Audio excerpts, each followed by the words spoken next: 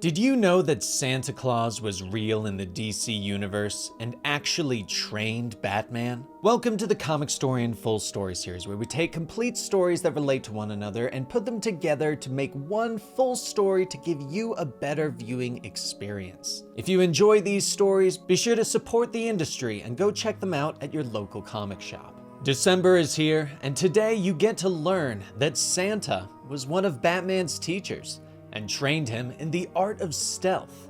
This is the 2023 DC Comics Christmas special, Batman, Santa Claus, Silent Night.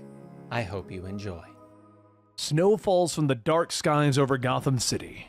It is a quiet night on the streets as the Yuletide carolers crunch through the snow and sing for those Gotham nights out in the cold. But the Christmas time joy is interrupted by a screech from above as a human-sized bat-like creature comes and swoops in. People scream and they try to run as the monsters land among them, fangs biting, claws slashing. A short time later, the police have roped off the area and investigators have begun their work. They are quickly joined by the dynamic duo. Somebody really doesn't like carolers, Damian notes. Batman looks at his son grimly. Damian, only say things like that around me, and try to get to a point where you only think about them. Batman tells his son.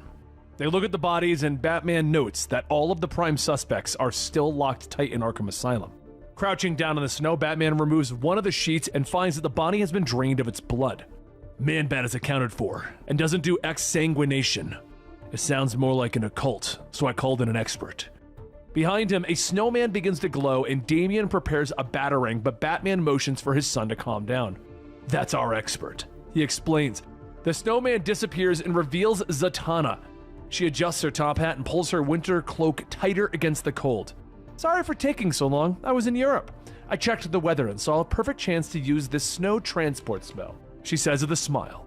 She looks over the body and tells Batman that she's going to use a spell to see the last thing that the carolers saw. Images then flash over the body, revealing the vampire bat creatures. Yuck! Do vampires now look like mole rats? Damian asks as he studies the animalistic creatures. They're the Drog. It's a vampiric strain of the Norse undead, Zatanna explains. But Batman senses something. The creatures have returned to the scene of the crime, and he whirls around quickly, throwing a batarang as one of the monsters swoops down on him and Zatanna. The creature screeches with anger and wheels away. But behind them, Batman hears a startled cry from his son. He turns to find Damian in the clutches of another of the monsters, and it's carrying him away. Robin, stretch your legs! Batman shouts, rushing forward, grabbing Robin's legs. It pulls him out of the monster's grasp, and the pair land lightly on the ground, looking up, watching as the Drog circles back towards them. This one isn't running like its friend did, Robin notes. But there's a snap and a wooden stake pierces the creature's chest, sending it tumbling into the ground where it stays. Batman and Robin look up in surprise to see a glowing-eyed reindeer standing on a nearby rooftop. A red-clad, white-beard warrior armed with a crossbow on his back. I came as soon as I heard. The Drog never got farther than Northern Europe before. For them to be free again and in Gotham is bad tidings, the man says. The reindeer snorts and he pats it gently. Easy there, Prancer, Santa Claus says gently. Zatanna looks at him in surprise. Oh wow, it's really him, she whispers, but Batman actually doesn't seem surprised. Chris, it's been a long time, Batman says, and Damian is shocked. But Batman explains that they worked together in his time abroad as Bruce Wayne. Chris lands on the streets and looks down at Zatanna. Zatanna Zatara, 1964 Foxhawk Lane, he says with a smile. But Damian isn't buying it, pointing out that he doesn't believe in Santa Claus. You and me both, kid, Chris grunts. An alert from Nightwing then comes over the radio, warning of another Drog attack across the city. At the park, the Drog have attacked another group of citizens, but Nightwing, Batgirl, and the GCPD have arrived. While Batgirl kicks at the monsters, trying to keep them from biting people, Nightwing manages to wrap up a group of them. We don't have vampire hunting gear, so all I can do is hold them off, he shouts, but the creatures pull him to the ground with their combined strength. Okay, maybe not. Could definitely use some backup, Nightwing shouts as he kicks the monsters, trying to keep them away. But then he looks up in surprise as the creatures are suddenly impaled on the antlers of a giant reindeer. Got your message, Dick Grayson. 1007 Mountain Drive, Chris says with a smile. Nightwing looks at him in shock. There's no way. He whispers, and Batman lands nearby with Zatanna, who uses her magic to open up a portal to the other side of the world, bathing the Drog in sunlight and seeing them screech into the night. Kris Kringle nods in satisfaction. "They'll have to sleep it off. It gives us a day," he says, and Batman nods, explaining that he put a tracker on one of the creatures. So the Bat family gathers around, surprised that Batman knows Santa Claus, but Nightwing shrugs. "So it's all true. I thought he was just telling me that to make Santa sound more cool," he tells Babs and Damian. Zatanna joins them, opening an ancient book from her library and using her magic to create images in the air. She explains that the true history of Santa was that he was a mighty woodsman and carpenter of the Asgardians. Kris would join the Wild Hunt every year, helping the gods hunt down the evil creatures that plagued mankind. One day he hunted Krampus, but discovered that the creature wasn't evil and instead merely mischievous and liked to scare the children. Though they were unsure why, both Kris and Krampus were left on Earth when the Rainbow Bridge was destroyed. The legends of the gods faded and the two remained on Earth, beginning the legends of Santa Claus and Krampus. But Kris pushes through the magical images. Silly tales. He tells them all to stay close until the Draugr are defeated. Though Batgirl questions him about being busy this time of year, and Kris waves it off, explaining that he hasn't been needed for Christmas for centuries, but he still doesn't understand how the Draugr were freed of their magical prison that he had trapped them in. "It was Krampus," Damian says, showing them an image on his phone of a cloven hoof print that he found at the last scene. Suddenly, one of the Draugr bodies begins to move, and a flower grows from the creature's chest, and it begins to speak. "A gift for one of ye, 'tis the season." Krampus's voice whispers from the dead Draug's mouth. The flower twists and spits a green goo at Zatanna. It covers her body and she falls to the ground. "I put the gift in a pretty package. I remember the traditions," the voice whispers, and Batgirl tries to pull the goo off of Zatanna, but it won't come off. "I can't have a magician hunting me. She might be able to lock me away. The toy maker. Together we created this wonderful day. Then you threw me into the void, and now I am back in the world," Krampus says, a mist escaping from the Draug's mouth, swirling through the air and finally becoming solid, revealing the creature. "You should have killed me. All the horrors we trapped. I will free them all, and Christmas will become a day of misery." The image of Krampus fades, and Kris picks up the body of Zatanna, calling Prancer to his side. There's a swirl of light and a snowstorm blows through the park. Santa disappears into the light, but leaves behind a small box. Batman walks over picking it up, and he looks to the others, leading them to one of the bunkers beneath the city. "You know, a Christmas tree down here would really freshen up the sewage smell, Batman," Nightwing points out, but Batman asks them all to be quiet as he opens the box. Images begin to swirl around them, and the Bat family are shown Kris and Krampus's past.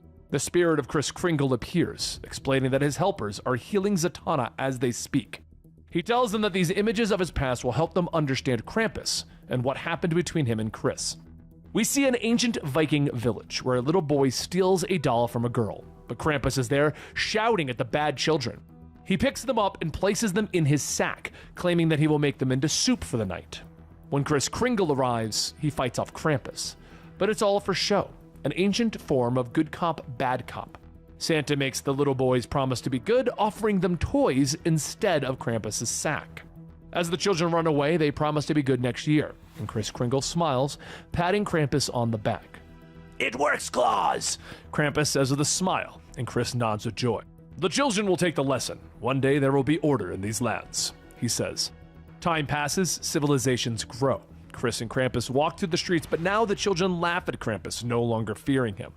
In frustration, Krampus grabs one, carrying him away. "Krampus, stop!" Kris Kringle shouts, unsure of what his friend is doing. Kris follows after him, finding Krampus in an alleyway, blood on his hands.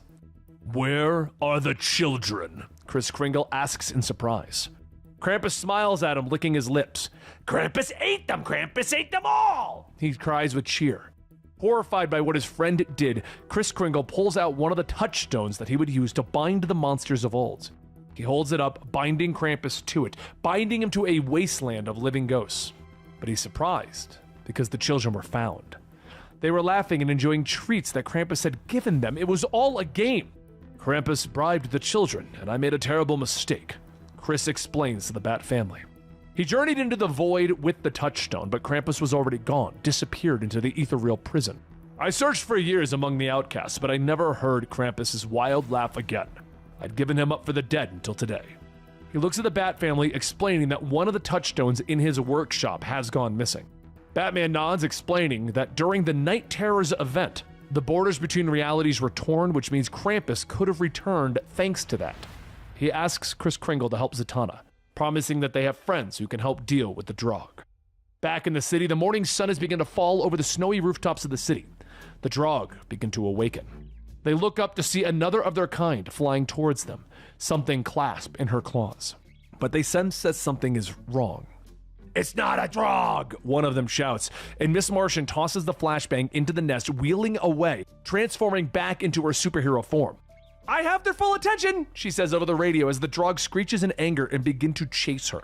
She leads them back into the city where the monsters are attacked by the Justice League.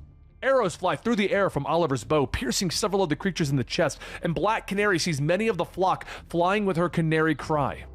On the moors of Scotland, Krampus can sense the Drog falling. But the next creatures that he releases will be more dangerous, cause more death and pain. A voice speaks to him, promising that when he finally frees the giants, then Krampus will be truly free to run and scare the children of the world. He holds up the touchstone, opening the door to the prison in the void, and flocks of Harpies look up in surprise as Krampus motions them back into the world. "Wake, warriors!" In the city, more Draugr are falling. Batman grabs a hold of one, allowing Robin to throw a dropped arrow at it and kick it deeper into the monster's chest. It looks like the last of the beasts have fallen, but Canary motions to a blur in the sky. "Too fast to be one of them," Oliver notes, and Batman nods. "It's not. I knew he'd hear about this." Batman sighs. Superman suddenly slams into the ground in front of them and looks up, almost hurt, as he stares at Batman. "You never told me that you knew Santa?" Superman says to Batman. Hyde Park, London, Christmas Eve morning. People are running in fear as the Harpies have begun their attack, grabbing them and pulling them into the air. Above, the British military has been called in to help against the attack, but the Harpies are destroying their helicopters. The helicopter begins to spin out of control, but something is suddenly there. Hawkgirl knocks the monsters aside with her mace, ripping the canopy off, pulling the pilot to safety and flying them away. More of the creatures swerve to attack her, but they are stopped by Green Lantern's shields. "Don't worry, I'm here," Joe says, the Green Lantern from the far sector, using her constructs to grab the pilot and allow Hawkgirl to use her mace once more. She then drops the pilot to safety, creating a green sword as more of the monsters begin to swarm them. Does Batman always ask you to handle threats without saying what to expect? Joe asks Hawkgirl, pointing out that they could have come a little better prepared. But Wonder Woman suddenly swoops down into the monsters, knocking them aside. "Here's the plan. Break their formation and keep breaking it," she shouts. The trio of superwomen leap amongst the monsters, knocking them aside, but Wonder Woman realizes that she might be able to reason with them. She looks and finds the Harpy with the largest plumage. "She's the elder. Keep the others back so that I can question her," Wonder Woman says. She then flies at the monster, wrapping the lasso of truth around the Queen's neck. "The others follow you, Broodmother," Wonder Woman says, now able to understand and communicate with the Harpy Queen. "Why do you hunt here?" Wonder Woman says. "We were freed! We were sworn to attack the walkers below by Krampus," the Queen says, so Wonder Woman nods, explaining that they have been attacking them, so their task has been completed. "Call your flock to follow us," Wonder Woman says. The Queen agrees, and the trio lead the flock of Harpies away from the city. Elsewhere, the rest of the heroes have journeyed to find the hidden workshop of Kris Kringle. A portal opens up to reveal a tall elf who greets them. Superman looks on in shock and awe. "We were expecting Santa," he says with disappointment. The elf nods, leading them back through the portal, explaining that Claus once gave them a home in his secret valley, so they repay him back by using their fine craftsmanship for a portion of the year. "He has found another wild thing released by Krampus. That is why I am fetching you. Ages ago, he caught a sea serpent and put it in deep sleep beneath the ford," the elf explains, and the heroes step through the portal to find Kris Kringle astride Prancer, fighting against a giant serpent. "We should have called Aquaman," Nightwing shouts in surprise. "It's by the shore. We don't have time to bug him every time something is in the water," Batgirl tells him, so Superman leaps into the fight, punching the serpent hard, knocking it away. "Hold on, Santa!" he shouts, and the serpent splashes back into the water as Superman turns to Santa in awe. "Hi, sir, he begins to say, and Santa smiles. "Kent, Rural Route 38, Smallville. You asked for a new coffee maker for Ma and Pa," he says with a twinkle in his eye. And Superman smiles. I can't believe you read my letter," he whispers. But he's interrupted by Blue Beetle, who shouts to him that the serpent is getting back up. The beast lunges forward, biting down on both Superman and Blue Beetle. "I thought I knocked you out," Superman shouts as the two of them get trapped in its mouth. They then begin to try and escape, but Santa shouts for them. "I know you two can hear me. With the super ears and alien machine, you're in the perfect place to move the serpent without fighting back. Lift it out of the water and follow me," Santa shouts. Superman nods, flying up, lifting the great beast from inside. The rest of the heroes watch in surprise as the serpent and Santa fly away. "You know, maybe the weirdest thing I've seen all week," Batgirl says quietly. The elf nods, opening up another portal. He's leading them back to the Secret Valley. Prancer is fast, but we can arrive sooner. He motions the hero to follow him, and they step through another portal and arrive in Santa's Secret Valley in Greenland. The heroes are surprised to find Krampus standing before them, fire twirling around him as he stands before a massive ice wall. "Today, we free them all the lost souls damned by claws," Krampus cackles. Batman doesn't hesitate, charging forward, followed by the rest of the heroes. "Take him down!" he shouts. Green Arrow fires a trank dart, but Krampus easily catches it, and he turns to look at them, and a new voice comes out of his throat. "Mortal children, the Krampus is of the gods, under but still with power." Batman kicks Krampus, throwing the creature off balance, and Black Canary charges in, hitting Krampus with a cry that sends him smashing into the ice wall. Krampus slams into it, and the weakened wall begins to crack. The creature leaps to his feet, grabbing a hold of Miss Martian, swinging her around, slamming her into the other heroes. "None may stop what has begun," the voice calls, and Krampus looks up as Superman and Santa finally arrive. "Stop, Krampus! Don't hurt anyone else!" Santa yells, and Superman charges forward. "I'll get him, Santa!" he shouts. But Santa warns Superman to be careful as something seems off. The Man of Steel moves in a blur, grabbing Krampus from behind, holding him steady. "I guess we're done here. Nice work, everybody," Nightwing calls out, believing that the fight is over. But Santa lands, heading for the glacier, explaining to the heroes that after he locked Krampus away, he stopped using the touchstones and instead trapped the creatures within this glacier. "All were deadly to mortals, but I couldn't bring myself to slay them," he explains. Krampus opens its mouth and the voice speaks again. "They think they win when they lose," he hisses. He looks over his shoulder at Superman, whose eyes begin to glow. "Both take the mighty man, and I remain in the wild one," the voice says when Superman suddenly releases Krampus, an evil smile spreading on his face, and he flies into the air, slamming back down, knocking the other heroes away. "We are here. We have all the power," the new voice says from Superman's mouth, and in the confusion, Krampus charges forward, grabbing Damian. "Krampus takes the naughty children," he says as he opens up a portal and disappears. Meanwhile, Superman flies up, slamming his fist into the glacier, cracking it wide open. "All will be free," he shouts as the ice begins to crumble. Santa motions everyone back. "He's broken open the glacier. Move back," he shouts, and the ice crumbles as the mist clears, and Santa looks up at the great monsters beginning to stomp forward. "Your day of reckoning is here, Claus. The monster kind is loose once more." In Santa's hidden valley in Greenland, the heroes are leaping into battle against the massive monsters that have been released from the collapse of the ice wall, when overhead Superman flies around, his eyes glowing with an unearthly possession. All the banished return for vengeance. Christmas will become another day of darkness.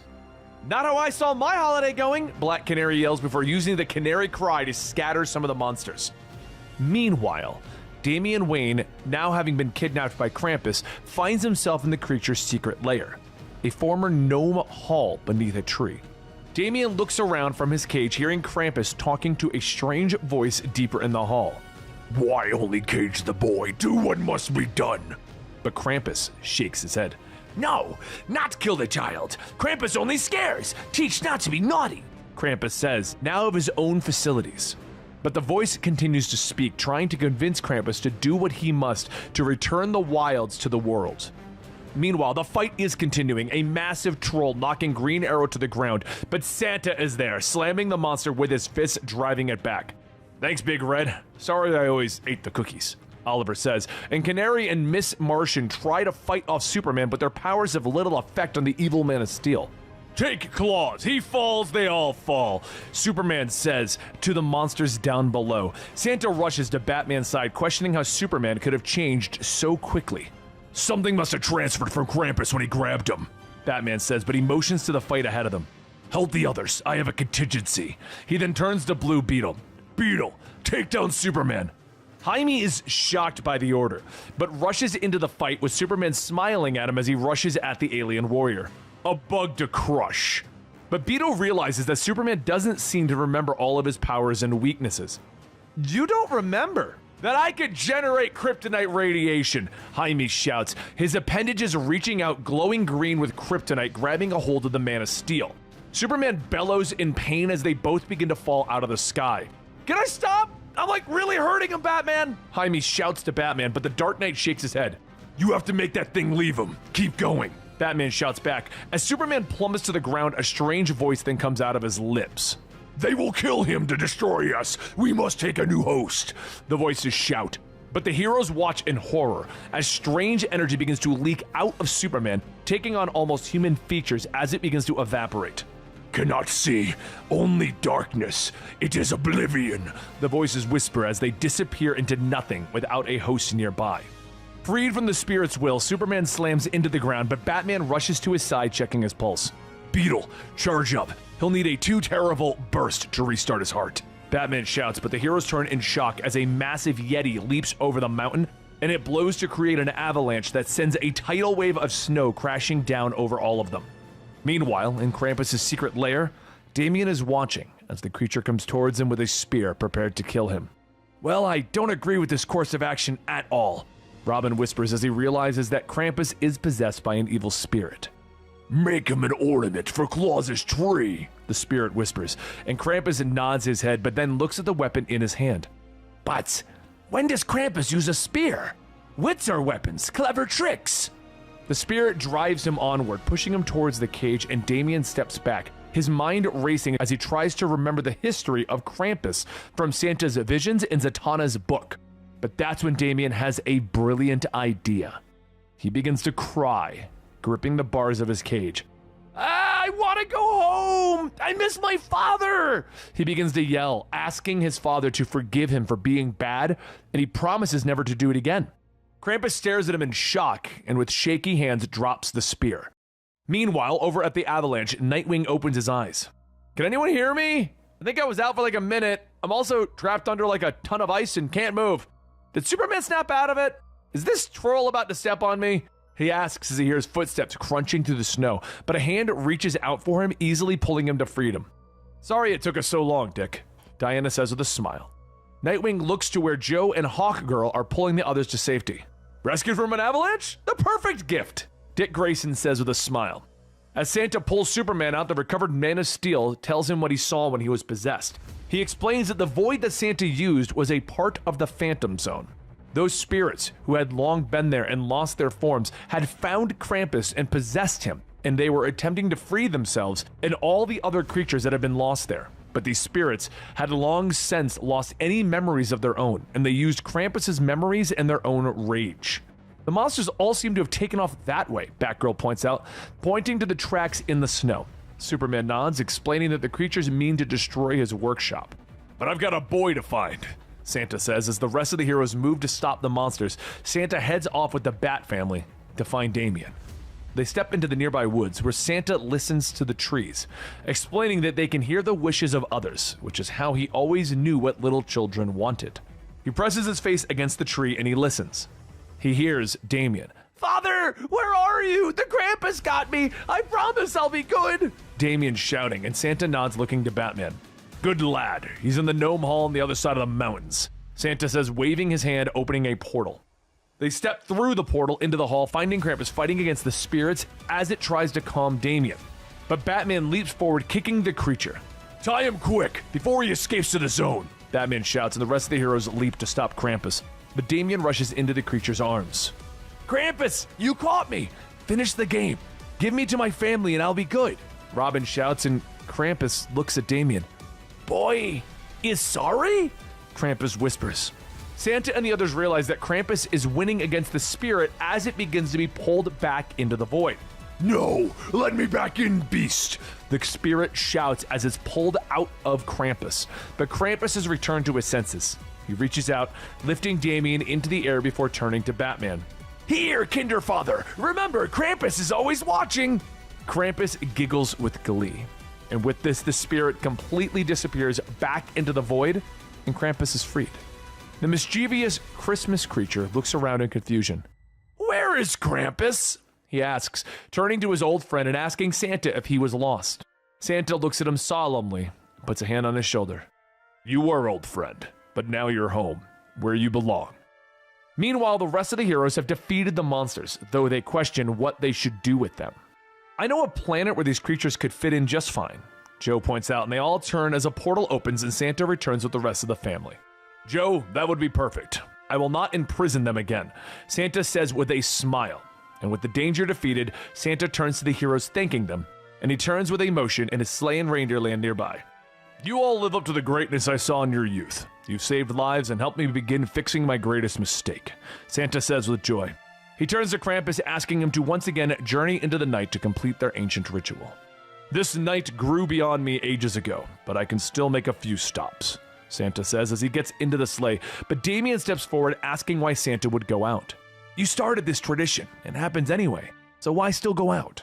Damian asks, and Batman believes that it's because Santa is driven. Diana thinks it's because he seeks out the hope and goodness of the world, but Superman looks at the old man. You do it for you, because nothing feels better than giving, Superman says. Santa smiles, touching his nose. He's letting Clark know that he's right. Santa then looks down to Robin, asking if the young boy would like to join him on this Christmas Eve, and Damian looks to his father, who smiles. Have fun, son. As the sleigh begins to leave, Santa looks to the heroes and motions to his workshop.